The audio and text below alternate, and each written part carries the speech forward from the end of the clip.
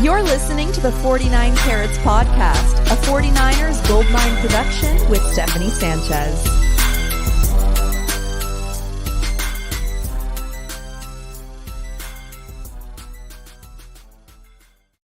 What's going on, everyone? Welcome to another edition of the 49 Carats Podcast. I am your host, Steph, and I'm going to be breaking down day 2 of the 49ers free agency. What happened today? It was a little quieter than yesterday, but that is quite all right. The 49ers made some moves anyway.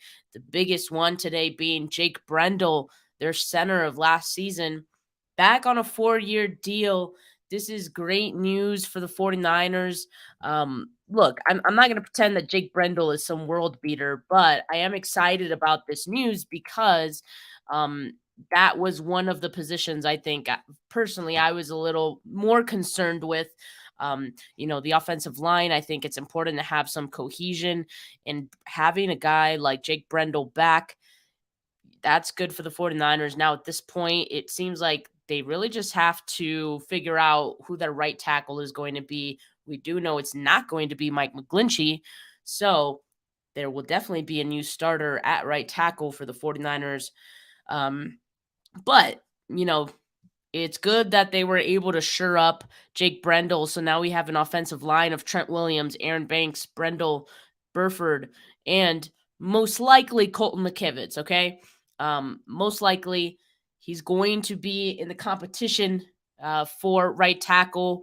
They'll probably bring in a right tackle via the draft. But ultimately, I think Colton McKivitz is going to end up being that guy as they groom someone else. Now, as far as how this deal shakes out for Jake Brendel, I don't think we have the final numbers yet.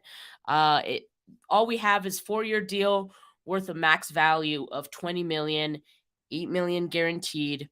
So seems like it's a pretty good deal for the 49ers.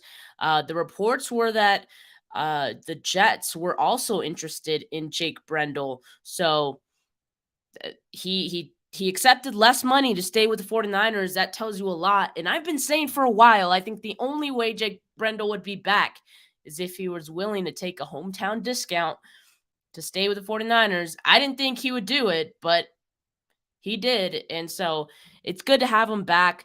Definitely a good way to shore up the offensive line. And another reason that I like this move, now the 49ers don't feel the pressure to draft one. Who knows? Maybe they didn't like some of the options they had out there in the draft, especially because their first pick comes in the 3rd round, right?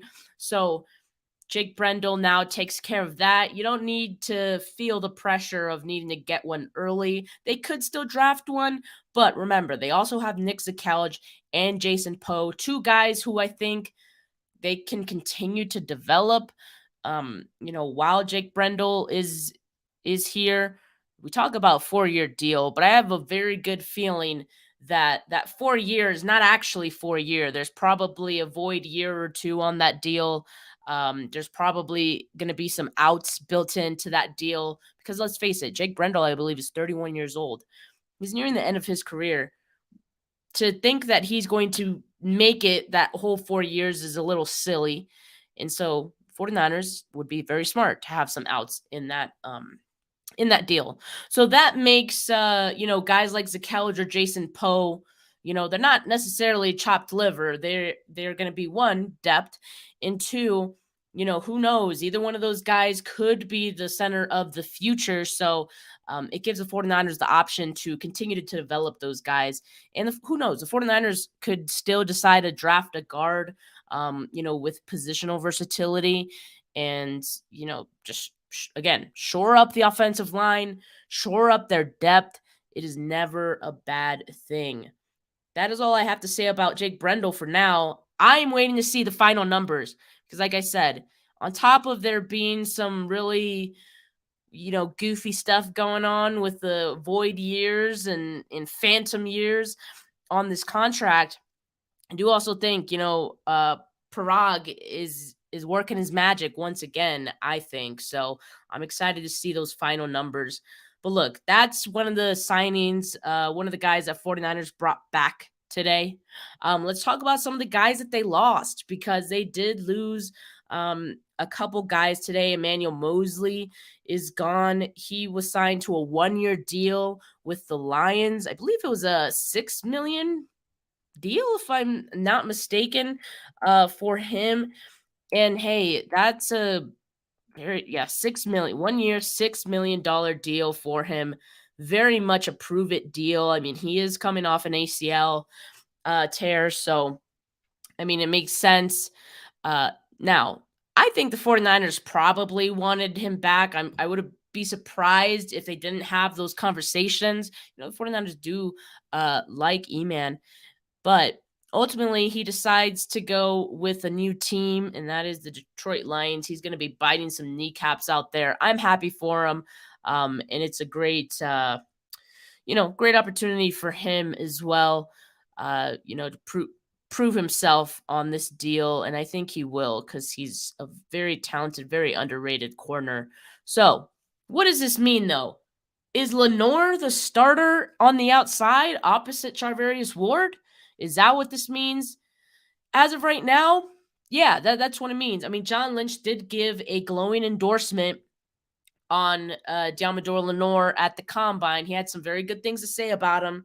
And we all know he did play really well in the playoffs. And so it seems, as of right now, Diamador Lenoir poised to be the starter opposite Mooney Ward. So that now comes into question who's going to play nickel, because Lenoir was an option, I think, for nickel if Emmanuel Mosley came back. Now, who they have now is Samuel Womack, who they drafted last season. And I think Quantrez Knight technically could also compete for the nickel role. But I don't know. A couple days ago, Josina Anderson reported that the 49ers were interested in Jaguars corner Trey Herndon, and he is a nickel corner. So maybe a guy like that is someone they could look to sign. A lot of people are mentioning Sean Murphy-Bunting, another guy they could sign who's still young.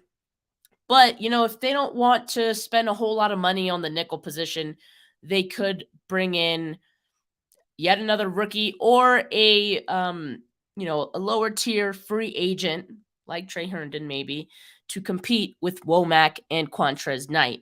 But we're not going to get that answer right away, right? I think the question at nickel is still one the 49ers are going to slow play it, I would think.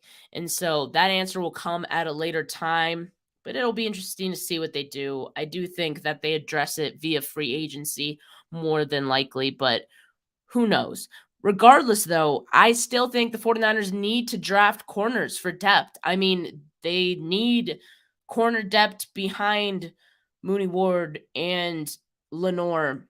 I'm not a big fan of Ambry Thomas personally.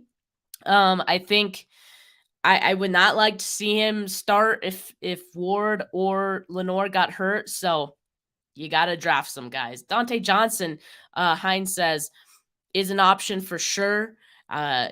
He's a free agent, but they could definitely bring him back. I mean, how many times have they done that, right? So I don't know if other teams even have his number at this point. I think it's just the 49ers at this at this juncture, the only team interested in Dante Johnson. And it's not a bad one. I mean, Dante Johnson could play in the nickel as well. So that's actually a great point, Hind, that if they sign Dante Johnson as a free agent, that could be your nickel competition right there. Samuel Womack, Dante Johnson, and Quantrez Knight.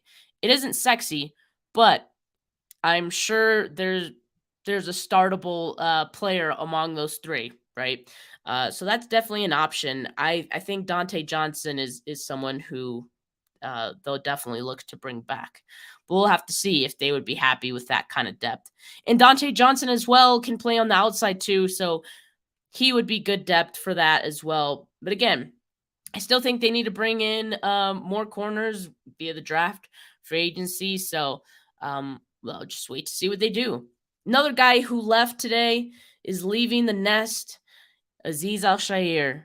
Although he's not going to Houston. I was a little surprised by that because everyone was saying that he'd be going to Houston following DeMeco Ryans, but actually he followed Rand Carthon And that connection, I guess, makes sense. Just wasn't the one I was expecting. Aziz Al-Shaair to the Titans. So they get a good player in him. And, the 49ers going to be looking for a linebacker probably in the draft. But I think they're happy as well with Demetrius Flanagan-Fowles and Marcelino McCrary-Ball. A lot of three names with these linebackers. Marcelino McCrary-Ball, I think those guys will be in competition for that extra linebacker spot as well. But yes, happy for Aziz. We're wishing the best for him. We'll see how he does out there with the Titans. Definitely will be rooting for him. He was a fan favorite for sure. Now, one player I didn't talk about in yesterday's live, but it happened yesterday, Jimmy Ward, right? I mean, he's a Texan now.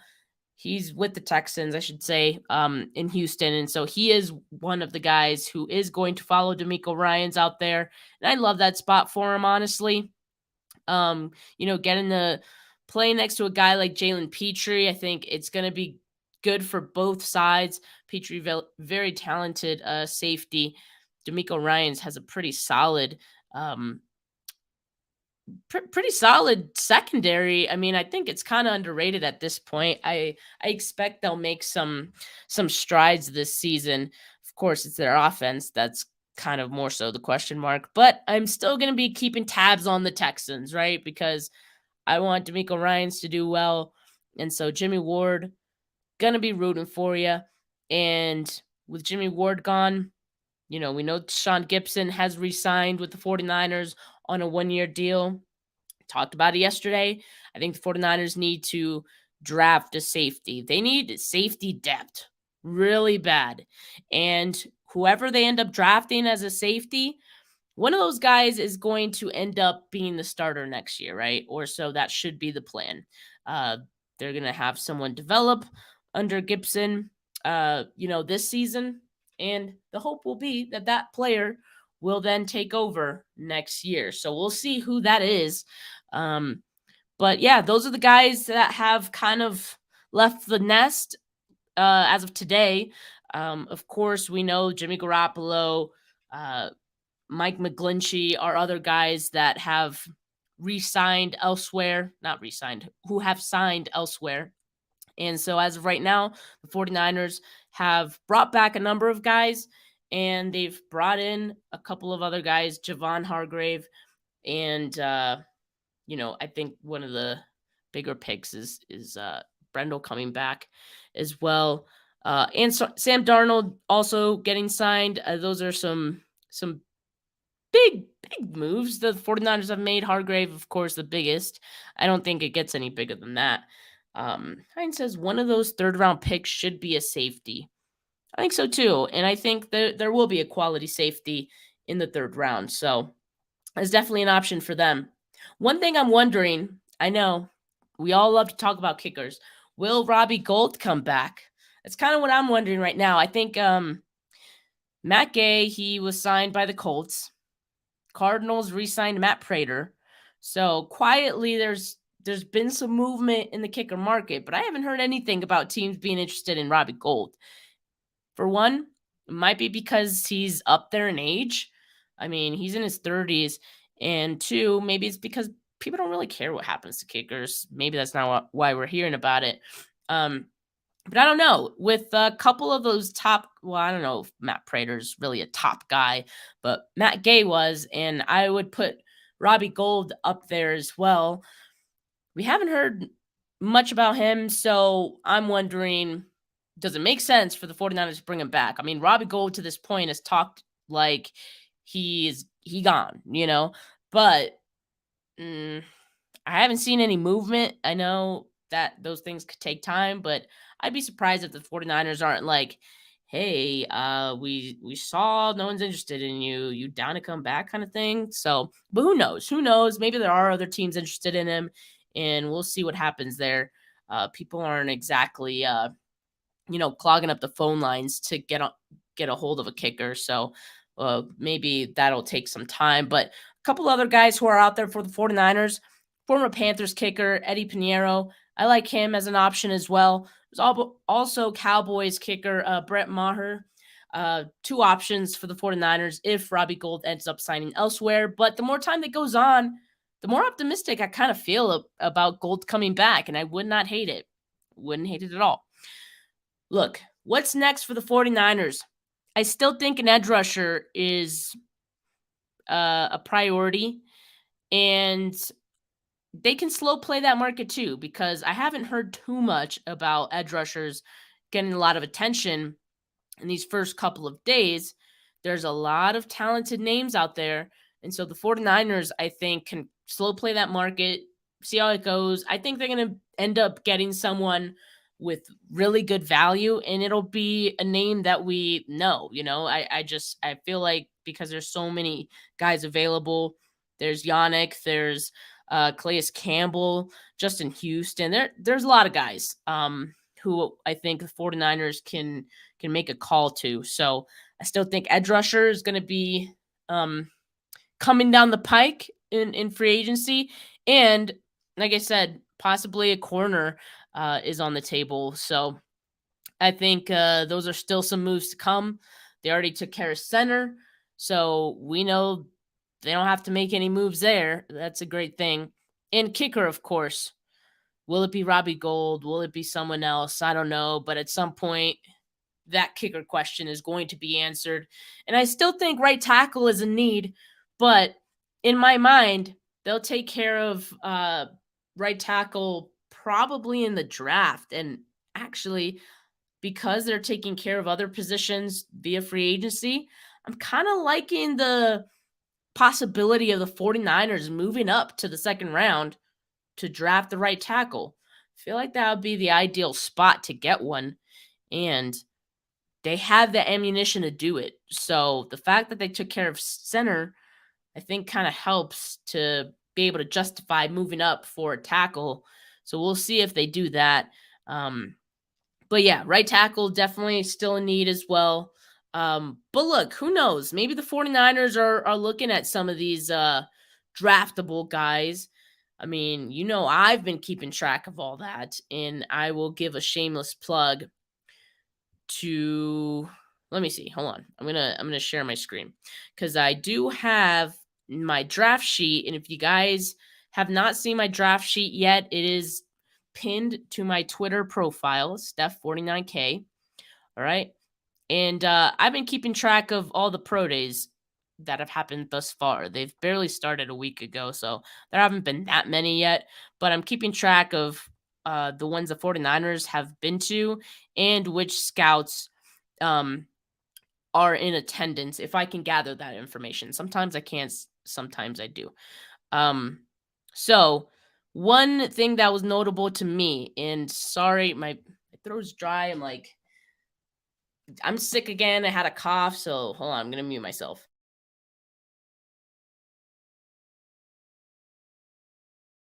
It's been a while since I've done a live by myself, so I haven't talked this much in a while. But all right, so Tariq Ahmad, and let me make this bigger for you guys. Sorry. Clemson had their pro day today, and Tariq Ahmad was at the Clemson Pro Day, which I thought was kind of notable because he's the director of college scouting. Usually it'll just be the area scouts that go to pro days, but when a higher ranking guy like Tariq goes to a pro day, I'm paying attention just because that signifies, okay, there could be legitimate interest. Not that there isn't legitimate interest elsewhere, but extra interest, I should say. So some of the players that I think the 49ers could potentially be targeting over there at Clemson is KJ Henry, their edge, offensive lineman Jordan McFadden, and tight end Davis Allen. They met formally with Davis Allen at the Combine. Jordan McFadden, I believe they met with informally. And today, actually, after the pro day, KJ Henry, speaking with the media, said that one of the teams he spoke with the most after the pro day were the 49ers. So definitely some interest there. Those are the three guys to keep an eye on as far as Clemson goes. Not to say that they'll definitely draft one of these guys, but one of these guys is definitely on the 49ers board. I'll just say that. So keep an eye on it. I don't know. I'm updating this draft sheet daily because we have pro days daily at this point. I also have the tab that's tracking the visits or who the 49ers have met with. So a couple names have been added here in the last day or so. So make sure you guys are always up to date with who the 49ers have met with. Again, going to be updating this all the time. So yeah, that's pretty much all. I mean, I think that pretty much covered it. I don't think there's been any other moves today for the 49ers. It's like I said, it's been kind of quieter, but let me just double check. But like I said, I feel like so the Falcons just re-signed their right tackle, Caleb McGarry. He potentially could have been an option for the 49ers, but that just to me solidifies the fact that the 49ers would probably go the draft route for a right tackle, and I still think that they move up. Aside from that, I don't think there's really been any other big moves from the 49ers side or anything like that. So I think that about covers it. I'm going to be going live again tomorrow to talk about what happens tomorrow, because remember, tomorrow is when free agency technically starts. Right now, we're just in the legal tampering period where teams can negotiate and agree to terms with players. But tomorrow is when, things actually happen. Who knows if any of these players who have agreed to contracts are going to, pull out and agree with another team, because we've seen that happen. And I feel like there's been an increase of players doing that in the last few years, but hopefully none of the 49ers players opt out and sign with somebody else. But yeah, tomorrow is when the signings will become official. We might see some more restructures from the 49ers. That's another thing I didn't mention. Charvarius Ward, his contract was restructured, freed up a little over $9 million in cap space for this season. So yeah, that we'll expect to see more moves like that in the next day or so for the 49ers, just to make sure that any of these free agents that they want to bring in, they're able to do so. They do have cap space right now, but if they want to sign other guys, they may need to do some additional restructures in order to do that. In fact, if we hear of any more restructures, it probably means there's a move coming for someone else. So just keep that in mind. I'll be going live tomorrow. Let me see who I have on as far as interviews go, prospect interviews. I have Jaden Woodbay and Jeremy Lucien. I think both of those guys are corners. I know Lucien is a corner, and I believe Woodbay is as well. Make sure you guys tune into that. Either before then or after that, I will be going live to talk about free agency. So make sure you guys tune into that. All right, y'all. I'm out of here. Going to do trivia. Gonna have some pizza. Have a good rest of your Tuesday. I know I will. Peace.